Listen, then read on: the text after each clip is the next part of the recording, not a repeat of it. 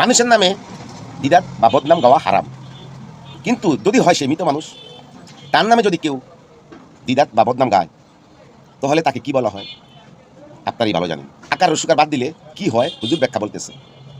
আপনার নাম তো আমির হামজা, হয় আকারে হ্যাঁ মাঝখানে দুই বাদ দিয়ে রো লাগাইলে আপনার নাম হয় হারামজাদা। কিন্তু আমি আপনাকে হারামজাদা বলতে চাই না, আপনার কথা এবং কার্য লাগে হারামজাদা আইসা পড়ছে।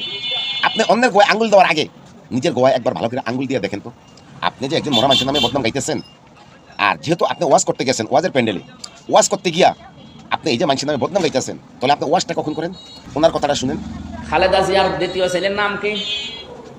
ও ও কয়কার বাদ দিয়ে যদি শুধুমাত্র অশ্বকার দিয়ে দেন।